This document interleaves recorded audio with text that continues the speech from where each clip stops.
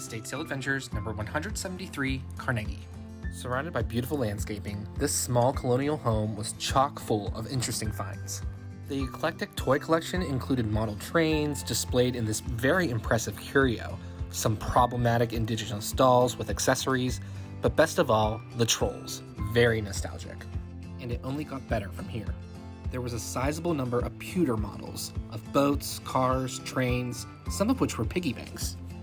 I really liked this Anchor brand collectible Heinz horseradish dish, as well as this Railroad Dietz Acme Inspector lamp made in New York, and a first edition Where the Sidewalk Ends by Shel Silverstein. You can tell it's old because they haven't changed gypsies to googies yet. My friend bought this adorable black standard poodle ceramic pen and business card holder. Moving on, a few neighborhoods over was this Craftsman-style gem in Dormont. It may not look like much from the outside, but the interior was gorgeous. I absolutely fell in love with the inlaid hardwood floors, the fireplace with its gorgeous iridescent green and brown tile facade, and the painted stained glass windows throughout the house. I normally prefer the geometric patterns, but these landscapes were just as nice.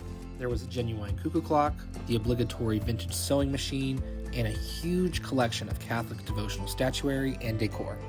And this marble rosary is definitely the biggest one I've ever seen.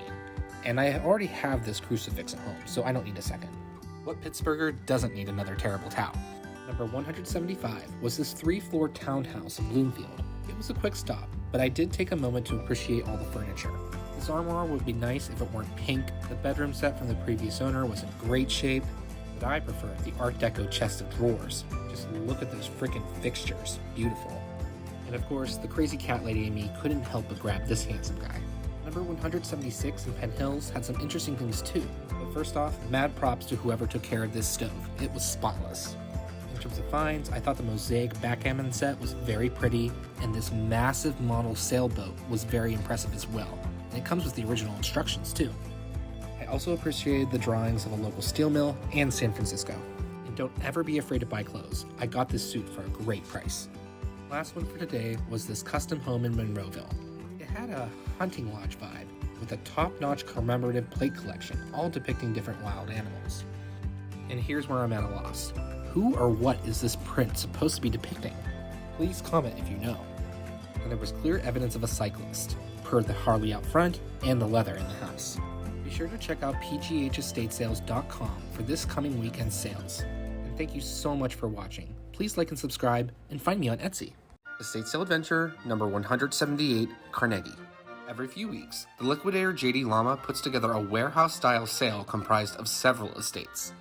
The owner explained it to me that she does this because so many people live in condos or communities that just can't have a full-blown estate sale. This alternative allows for some flexibility, and for the patron, you get to see that many more finds, and it's different every time you go. What's also great is that everything is meticulously organized and beautifully staged, as you can see. There was a lot of variety here. Plenty of unique antiques, some interesting artwork, and more practical finds too, like these beautiful decanters and these locally made 1947 Samuel Callett baby milk bottles. The glass was made in Parker, PA by Knox Glass. Now glass, porcelain, and ceramic are a dime a dozen, but this place had the really unique things that I look out for. Like for instance, Fiesta ware isn't uncommon, but these accompanying candlesticks definitely are. Oh, and the bizarre kitschy artwork is always something to take note of.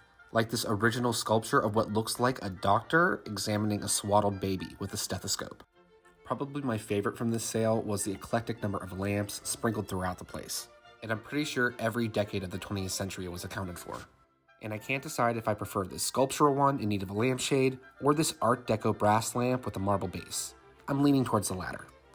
The last thing to share was the room full of vintage toys, dolls, and other children's antiques.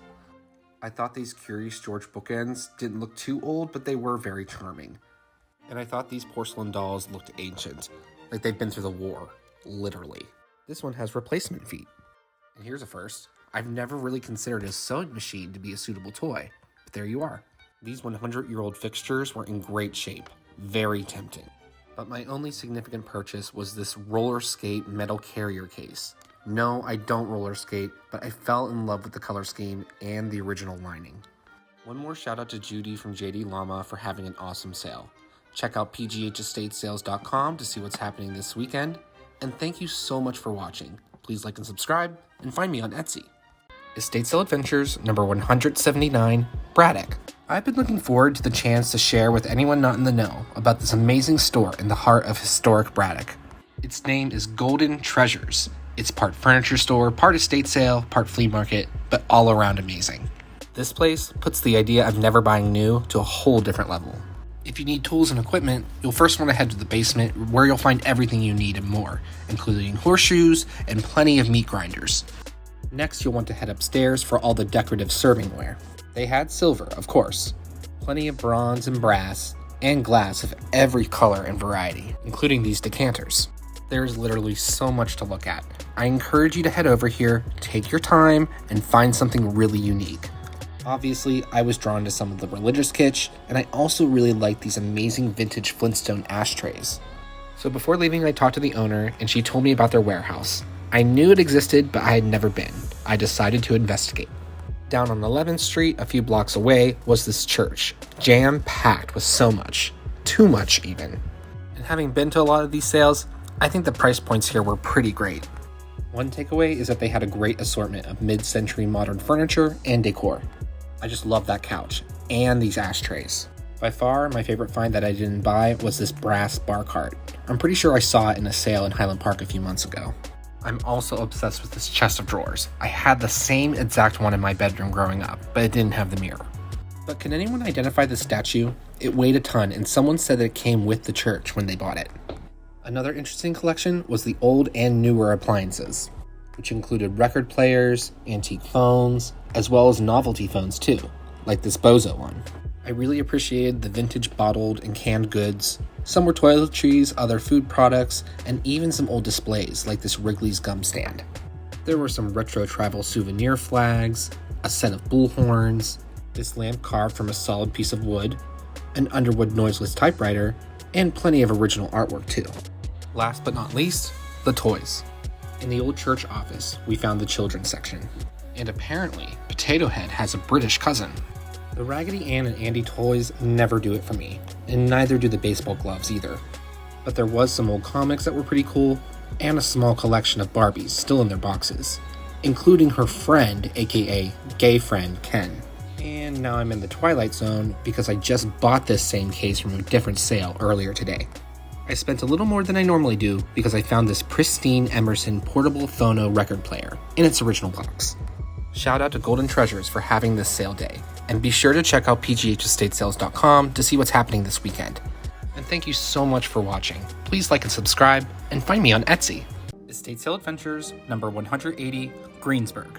So traditionally, the 4th of July weekend is usually not a good time for estate sales, but I lucked out. I was already headed to Deep Creek for the weekend, so I made a detour to Greensburg to see this fabulous 1907 colonial revival, which just sold for $452,000, which sounds like a deal to me given the house. Now this was a stately home to say the least. I loved the aesthetic in each room, no glaring flaws or issues, and the finds were exceptional. The dining room had a beautiful wainscot, and there was plenty of stained glass throughout the house. This one above the entryway was made into a dressing room off the primary suite. And like many houses of this age and era, you'll typically find the main staircase as well as a servant's staircase in the back. So what exactly are the takeaways of this place? Well, there's too many to point out. The architecture, the furniture, the art, all top-notch. Especially this piece, which shows the 7th Ward Public School building, which still stands 2 blocks away.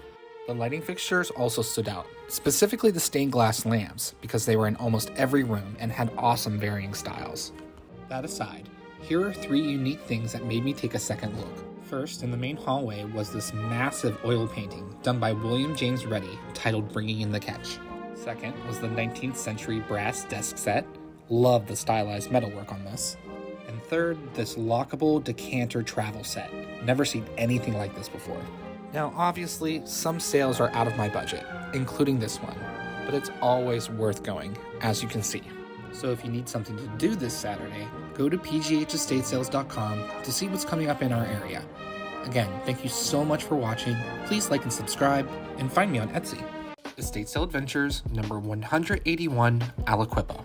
Best known for being a steel mill town in Beaver County and being arbitrarily named after an indigenous Seneca queen, Aliquippa Aliquippa is a bit further than I normally travel, but A&A made it worth the hike.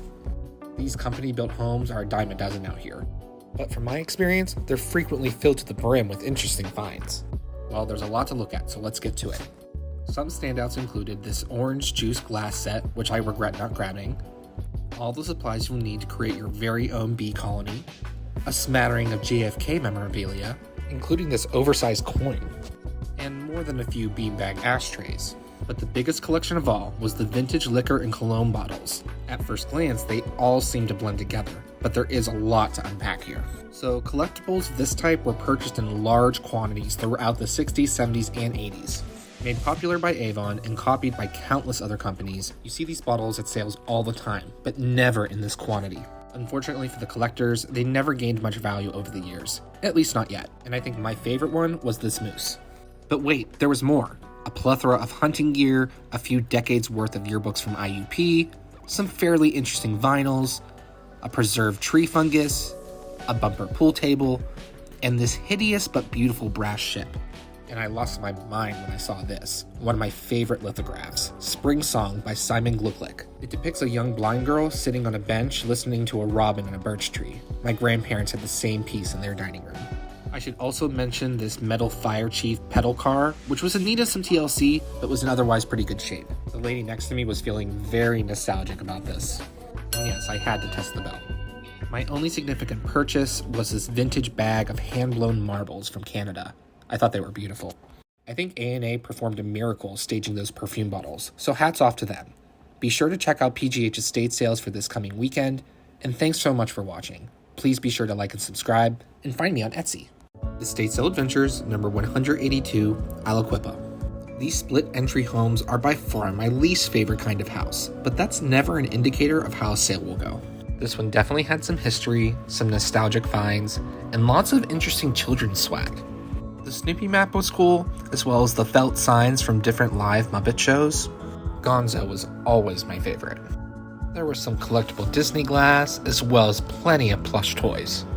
The Raggedy Ann toys are very common, but these Comic Annie porcelain pieces are far more rare. The Barbie travel cases were in decent condition. This Fireman 5 toy was something I've never seen before. The Plastic City USA models were also nice, and I'm sorry, but Captain Kangaroo will always be a little creepy to me.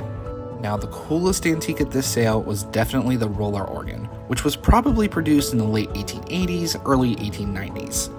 This model, called the Gem, was the smallest, cheapest, and most popular for its time. I really considered purchasing this chalkware beer barrel piggy bank. It was labeled as a souvenir from Atlantic City, most likely from the 60s. But I did buy a Prince Albert tobacco tin for my ephemera wall. Number 183 in Bradford Woods was not much of a sale, but the home was really interesting. A mid-century modern style rambler with a tiny second floor that you can get to using alternative tread stairs, which is actually meant to save space, not to ward off witches.